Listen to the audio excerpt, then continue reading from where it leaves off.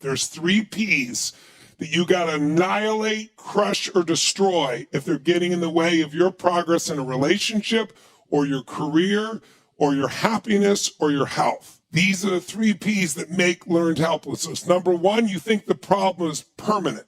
Once you've had enough disappointment, sometimes your brain doesn't want to get disappointed, so it's a permanent problem. Please write down, no problem is permanent. Only your soul is permanent. Nothing's forever. Everything changes. Everything eventually ends and something new begins. That's part of life. Those are the seasons of life. The second P that keeps people in learned helplessness so they don't change, this belief's got to be annihilated, broken through, and then it's pervasive. That means that because my relationship's not great, my whole life is horrible. And you're forgetting you do have health, or you do have friends, or you do have a job, or you do have whatever. I can breathe. And the third one is we think the problem is personal. There's something wrong with me. And if you start believing that, it becomes self-fulfilling. You give up. See, I'm not good enough. I'm not beautiful enough. I'm not smart enough. I always screw it up. So those 3 P's got to be destroyed.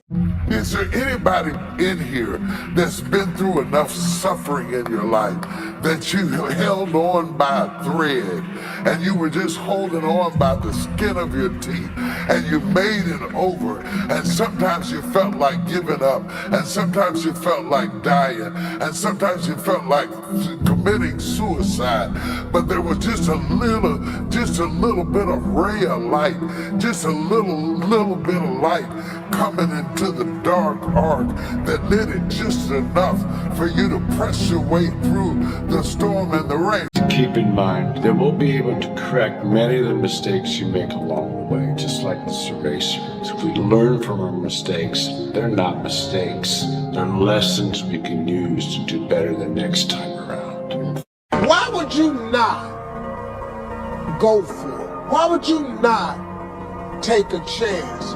At one point in time, you got to take a chance on you. We all want to be a beast, but do you know what a beast is? A beast is someone who can go through hell and be grateful that their legs are working. A beast is someone who's lost everything, but is grateful for the opportunity to get everything back and get even more. A beast is someone who can hit rock bottom and can say, Roger that. I'm gonna harness this. It is only up from here. I'm gonna come back even stronger. Excellence is never an accident. It is always the result of high intention, sincere effort, and intelligent execution. It represents the wise choice of many alternatives. Choice, not chance, determines your destiny. When I was a kid, I was wondering kind of what's the meaning of life? Like, why are we here? What's it all about? And I came to the conclusion that what really matters is trying to understand the right questions to ask.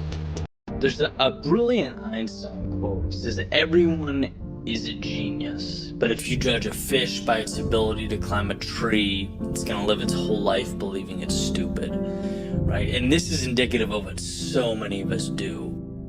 We're not in the right place, doing the right things, and we're attributing that lack of success to our potential. And it's like, no, there is genius level talent in you. I would ask, have you taken the time to look for it? Seek it out? Have you been searching for that place where what you love to do intersects with where you bring value to the world?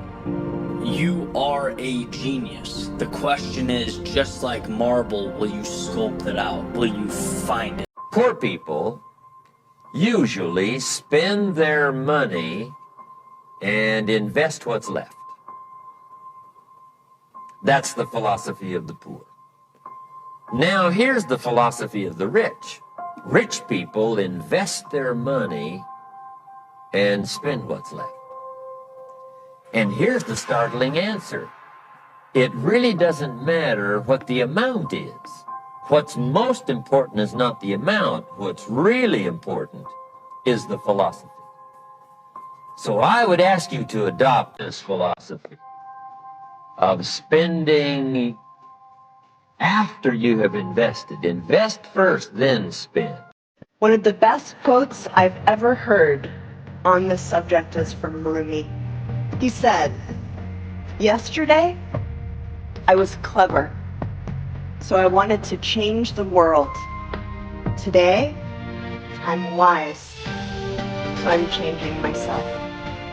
If you are able to get up every morning, have no passion, no drive, no motivation, no shit, and still get up with that kind of fire, you will be successful in life. I guarantee you that. Now here's something else I learned. They did a study of 50 owners of companies, successful owners of companies like yourselves. And they asked them, what is the very best time management or business tool that you've ever discovered? 49 out of the 50 held up a yellow writing pad. And this is what they did. This is how they planned their day. They made a list, to-do list. Today, they wrote down everything they had to do. They always work from a list. If you don't work from a list, it's very much like taking your hands off the wheel of your car going down a winding road in the mountains. What happens is your life's going to go up and you're instantly going to start doing irrelevant and unimportant and useless things. And at the end of the day, you'll be exhausted and you'll accomplish nothing.